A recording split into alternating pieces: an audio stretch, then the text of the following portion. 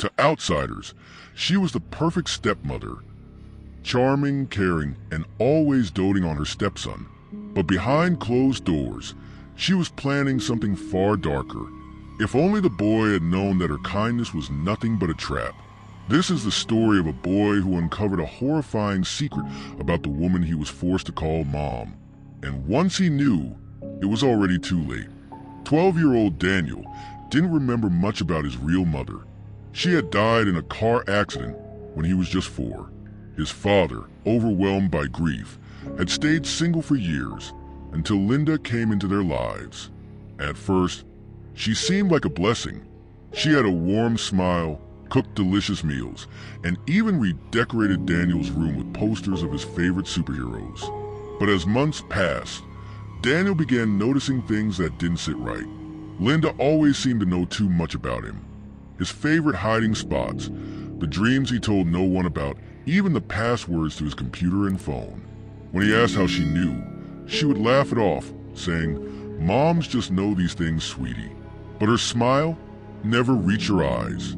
One night, Daniel woke up to the sound of faint whispering. Peeking out of his bedroom, he saw Linda standing in the dark hallway, her back to him, murmuring to someone on the phone. He couldn't make out the words, but her tone was sharp, almost menacing. "It has to be soon," she hissed. "He's getting suspicious." Daniel's heart pounded. Was she talking about him?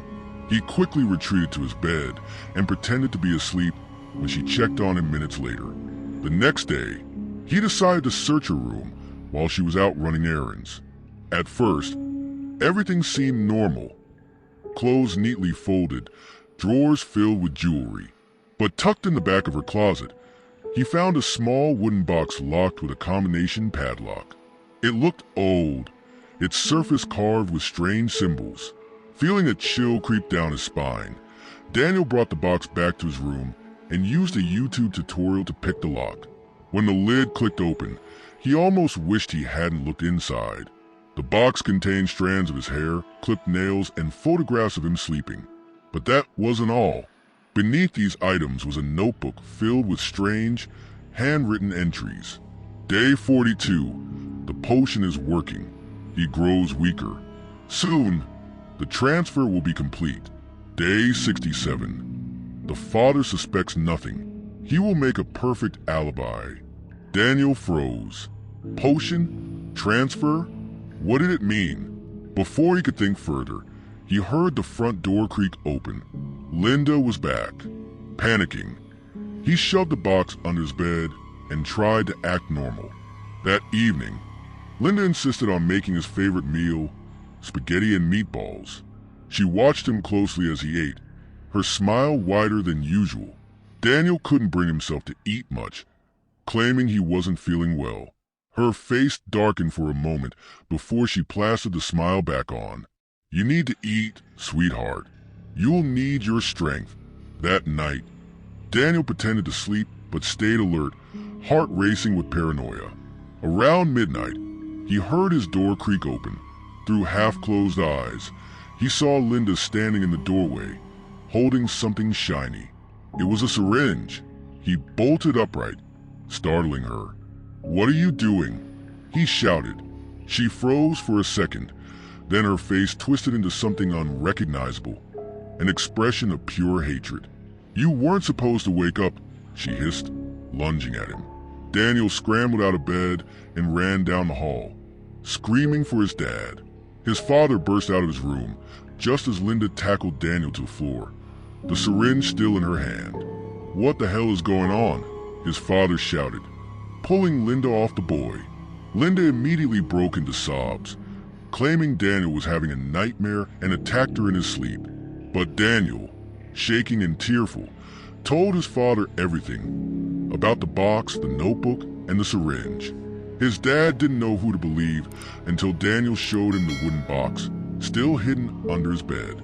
When his father opened it and saw the contents, his face went pale. "Linda, what is this?" Linda's sobs stopped abruptly. She stood up, her expression calm and cold. "You wouldn't understand," she said simply, "but it doesn't matter. It's too late now." Before either of them could react, She pulled out a small vial from her pocket and smashed it on the floor. The room filled with a thick, acrid smoke. Daniel and his father coughed and stumbled, trying to find their way out, but the smoke made their heads spin. Just before he lost consciousness, Daniel saw Linda standing over him, her face eerily serene. When Daniel woke up, he was strapped to a chair in the basement. The air was damp and cold, and the only light came from a single flickering bulb. Linda stood in front of him, her face shadowed but her voice calm. "You were never supposed to find out," she said, "but I guess it's better this way. The ritual will be much more powerful now that you're awake to witness it." Daniel struggled against the restraints, but they were too tight. He looked around frantically for his dad, but saw no sign of him. Linda began chanting in a language Daniel didn't recognize, drawing strange symbols on the floor with what looked like blood. The symbols began to glow, and Daniel felt a strange heat coursing through his body. He screamed as pain shot through his chest, like something was being pulled out of him.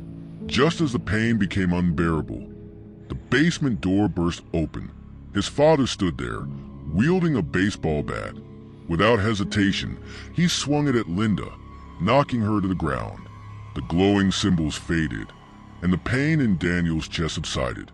Linda, dazed but furious, scrambled to her feet. "You will regret this," she snarled, lunging at his father.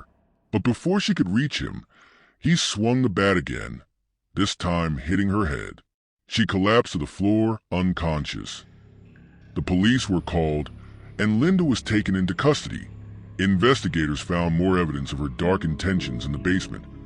Ritual books, jars filled with strange ingredients, and even a list of potential alibis for Daniel's disappearance.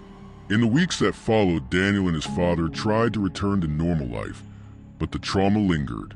They learned that Linda had been part of a secretive cult that believed in transferring life energy from children to extend their own lives. Daniel had been her chosen target from the moment she met his father. Though Linda was gone, Daniel couldn't shake the feeling that her influence still lingered. Sometimes, at night, he would wake up feeling as though someone was watching him, and in the darkest corners of his room, he swore he could hear her whispering his name. Linda's screams filled the house as the talisman's light grew blinding. Her decayed figure staggered back, clawing at the air as if trying to resist an unseen force. Daniel clung to his father, trembling, but felt an odd sense of relief washing over him. "You'll never escape me," Linda shrieked, her voice echoing unnaturally. Her body began to dissolve, breaking apart into dark wisps of smoke. Her face twisted into an inhuman, rage-filled mask as she was pulled into the light. The air suddenly went still. The oppressive cold that had filled the house vanished, and the lights flickered back on. Linda was gone. Daniel and his father stood in silence for a moment, breathing heavily. "Is it over?" Daniel whispered. His father nodded, pulling him into a tight hug. "She's gone, Daniel.